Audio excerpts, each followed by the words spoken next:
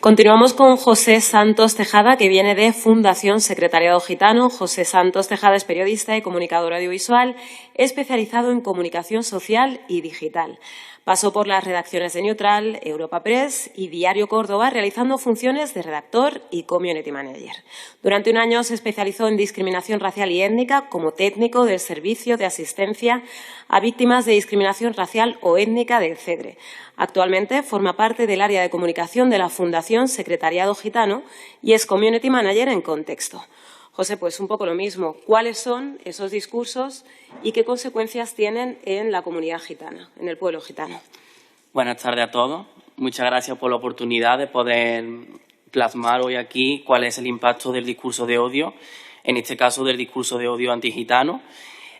Bueno, yo creo que cuando hablamos de discurso de odio antigitano tenemos que poner foco en que, según los últimos datos, el discurso de odio antigitano es el más numeroso en Europa, lo que nos da una idea un poco de un pueblo que lleva casi 6 siglos aquí en la península, cómo puede seguir siendo vulnerado y siendo tan insultado y agredido continuamente.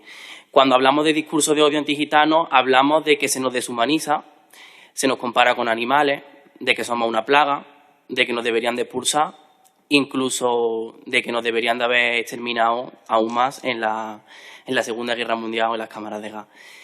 Cuando hablamos de discurso de odio antigitano, hablamos también del fuerte estigma interseccional de género de las mujeres gitanas.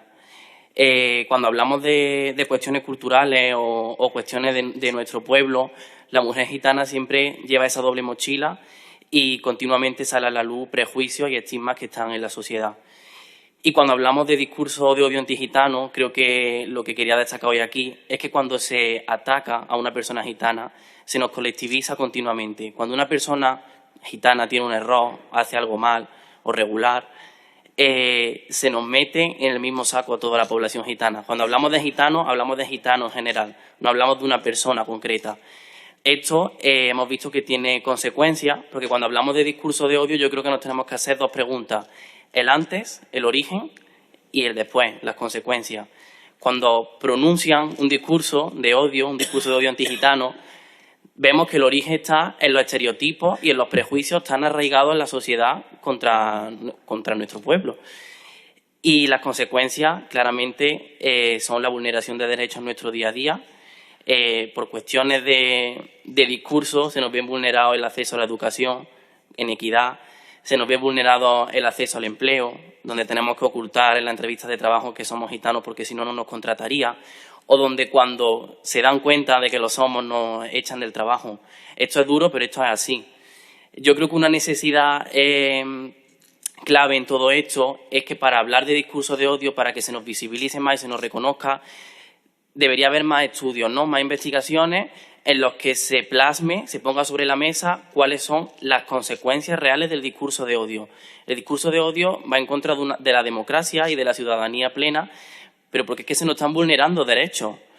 ¿Cuántas personas dicen que no quieren tener vecinos gitanos o que no quieren que sus hijos estudien con niños gitanos? Esto las personas gitanas lo sufrimos en el día a día.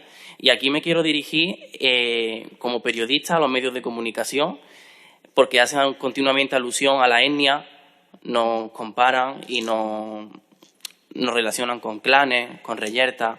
No me gusta reproducir estas palabras porque realmente me afectan, pero creo que es de recibo decirlo hoy aquí y dirigirme a los medios de comunicación que tienen buenas praxis periodísticas, agradecerles que se nos visibilice, que se nos dé voz, pero también me gustaría referirme a aquellos que no lo hacen. Como periodista hay un código deontológico donde se dice que la etnia no aporta nada a las informaciones. ¿Por qué continuamente seguimos mencionando la etnia de las personas? Esto fomenta los estereotipos que luego hacen que el discurso de odio esté en las redes sociales, que se genere debate. Las redes sociales cada vez recogen más discursos de odio y cada vez la tasa de respuesta y de quitar esos contenidos de la red es menor. Cada vez hay más insultos y cada vez se incita más a la violencia. Hemos visto el caso de Peal de Becerro, donde porque una persona gitana hiciera algo, se levantó todo un pueblo en contra de todos los gitanos de ese pueblo. Una vez más se nos colectivizó y una vez más familias tuvieron que huir de sus casas. Y todo esto empezó por un discurso. Aquí quiero pararme y decir que el discurso de odio antigitano tiene consecuencias, se nos vulneran derechos y también, por último, me quiero dirigir a los poderes públicos. Cuando damos un discurso público y representamos a la ciudadanía, tenemos que tener claro que calamos en las personas. Y cuando se menciona algo de las personas gitanas o de cualquier otro grupo vulnerable o tradicionalmente discriminado, hace que las personas se levanten en contra de las personas, de nuestra etnia y de nuestro pueblo.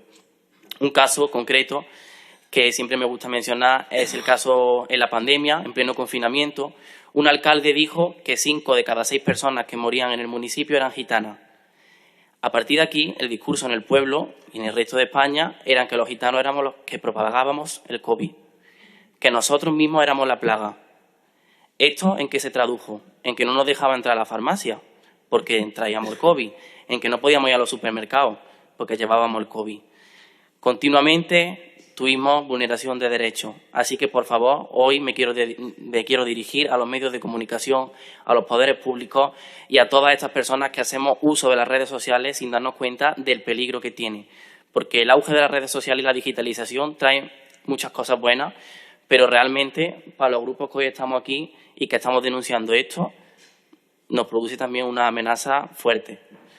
Entonces, creo que en este espacio vamos a visibilizar muy bien cuál es el impacto y quiero terminar con una experiencia personal. Cuando estaba en un medio de comunicación, continuamente se mencionaba la etnia de los gitanos en las informaciones y ya un día dije, voy a probar y voy a hablar con ellos y se lo voy a decir. Y le dije a mi compañera, mira, soy gitano, pero sobre todo soy periodista, he estudiado en la universidad y esta mención no aporta nada a la información. Por favor, habla con quien tengas que hablar y que a partir de hoy, por lo menos, se valoren estas cosas y que se tengan en cuenta. Mis compañeras sí lo hicieron, desde entonces incluso me hablan cuando algún medio lo hace y me quedo con esa experiencia, ¿no?